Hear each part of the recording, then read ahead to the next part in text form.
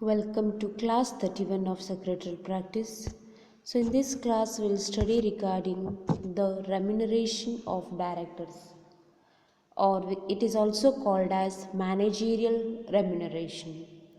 So before going to this, so let's understand what is remuneration. The ordinary meaning of remuneration is an amount of money that is paid to somebody for the work they have done. So it may be the reward, it may be the compensation. Okay. So as per section 2 subsection 78 of Companies Act 2013, it says remuneration is defined as any money or its equivalent given or passed to any person for services rendered by him and includes perquisites as defined under Income Tax Act 1961. So remuneration means you will perform something, and for the service what you have performed you will be getting the rewards, so that we call it as remuneration. Okay. So here directors, or the directors of the company, so they are not the employee of the company, or we can say, so they are not employed by the company, but they are elected as a representative of their shareholders. Okay. So shareholders are scattered in different places. They cannot take active part in the day-to-day management of business, and to look after all these things they are going to elect the representatives, so they are called directors. Okay. As such, they are not entitled, or they are not entitled to remuneration unless there is a specific provisions in the articles to that effect. So they are not going to get salary, so they are not provided with the salary but the managerial remuneration. So when they are going to get the managerial remuneration, only when the provisions in the article is stated respect to that. Okay. So articles have power to provide remuneration. Okay. Once the articles provides for the payment of remuneration, the directors to the directors, it operates as an authority to the directors to pay such remuneration out of the fund of the company. So they are not entitled for remuneration unless there is a special provision in the articles to that effect. So directors remuneration, or remuneration, managerial remuneration, we can say section 309 provides that managerial remuneration payable to the directors or the managing director or the whole time director, so shall be determined either by the article of company or by passing the resolution in the general meeting. Okay. So what happens if you want to have this remuneration, the article should specify that, or by passing the resolution in the general meeting you are going to, by passing the resolution in the general meeting you will get this, right? Okay.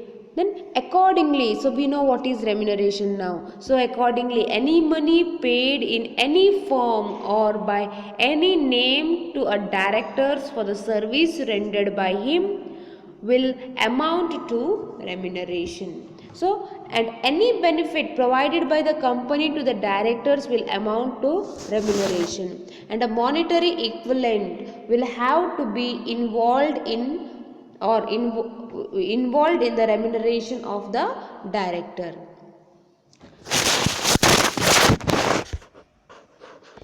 So remuneration payable by company to its directors. So in case of private company, in case of public company, they have given. Okay. So the next is, so remuneration payable by the company to its director.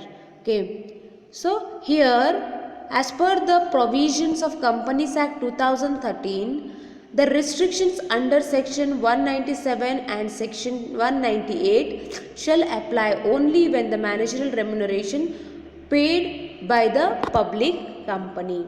So section 197 and 198 is applicable for the remuneration payable to the public company directors. So hence any remuneration paid or payable by the private company to its director shall not be out of means it is out of the preview of the above said section, okay, and shall not be connected for the purpose of maximum remuneration payable by the company. So here upper limits fixed on remuneration. So what is the limit of giving the remuneration in case of public company? So in case of public company, as per section 197 Act, the total managerial remuneration payable by the public company to its directors, so including your directors, whole-time directors and its manager in respect of on any financial year shall not exceed 11% of net profit of that company. So whatever managerial remuneration you are going to pay, so that should not exceed 11% of net profit of that company. So remuneration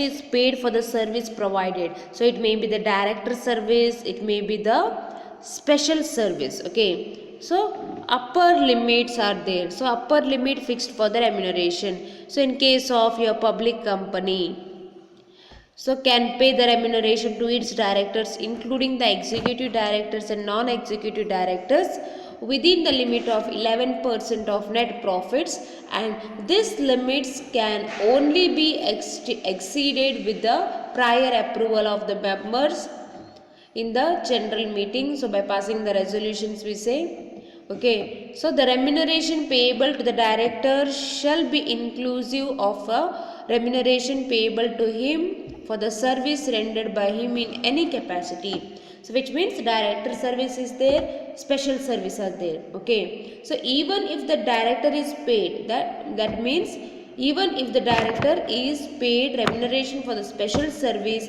apart from the director service, so then such amount must also be included in the total remuneration in order to ascertain the limit of 11% of net profit as prescribed under section 197 and 198. Or the next is the remuneration, how they pay. So the remuneration paid to the private company. So the company having the profit, okay, even though the company may have the profit, even the company may not have the profit. At that time what happened? By passing the resolution in the board. So by board resolution as per the articles of association of the company, so they are going to provide the remuneration. So that will be decided by the board decision or the ordinary resolution in the general meeting, but here they are going to pass the board resolution as per the article and as per the articles what is been mentioned. The next is by public company. So the public company is going to pay the remuneration and that will differ. Suppose they have a profit or if they do not have a profit. Suppose they have a profit, so up to limits of section 197 and according to exceeds the limit of section 197. So by the approval of members and by passing the ordinary resolution in the general meeting. If you do not have the adequate profit, so non-executive, if we are going to provide to the non-executive directors, so shall not pay the remuneration except sitting fee, okay. So new provision in the company's amendment bill to 2020 according to that. So if you have inadequate profit for the managing director or the whole-time director or the manager, so you are going to pay as per the schedule 4 of act. So I'll give you in clear, when you do not have a good profit or in case the company has an inadequate profit, so what you are going to do? So you have to pay the remuneration to the directors. Suppose you have adequate profit, you are going to pay 11% out of the net profit, right? So here, if you do not have adequate profit, what you are going to do? So you are going to pay, by the way of remuneration, you are going to pay rupees 50,000 per annum, okay, as the remuneration, and for that you have to get the permission of the central government.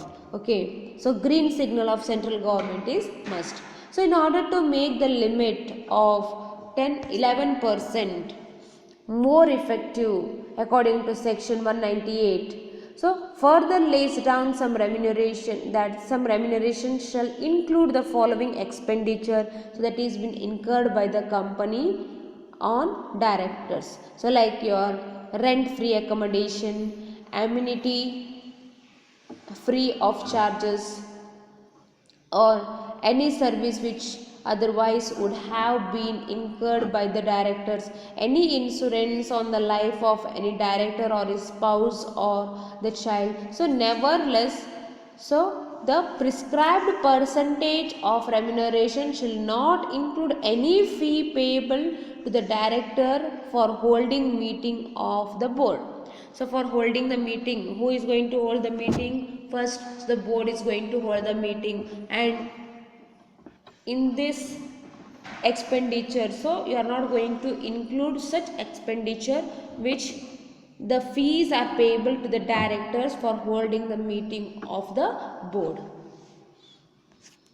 So here the chart is there. The chart is conveying you how the, or to whom and how, at what percentage, so you are going to get the managerial remuneration. Okay, so category entitled for remuneration, maximum percentage of annual profit. So overall total, as we have studied for your MD directors or the whole time directors, so for them all you are going to give 11% if you have adequate profit. If you do not have adequate profit, by taking the prior approval from the central government, you are going to pay 50,000 per annum. Then all directors, when there is one manager, so directors are there but there is only one manager, so normally there will be only one manager, no doubt in that. At that case, you are going to provide 1% as a managerial remuneration out of your annual profits. Okay, suppose all the directors where there is no manager, no managing director, or no whole time director, so at that time you are going to provide 3% as a managerial remuneration. The next is managing director. When there is only one managing director, 5% out of your annual profits. Only one manager, then the 5% out of your profit. Then the whole time director, when is only one, 5%. When the managing directors or the whole time directors, when there are more than one, you have to provide 10% of your 10% as a managerial remuneration out of your net profit.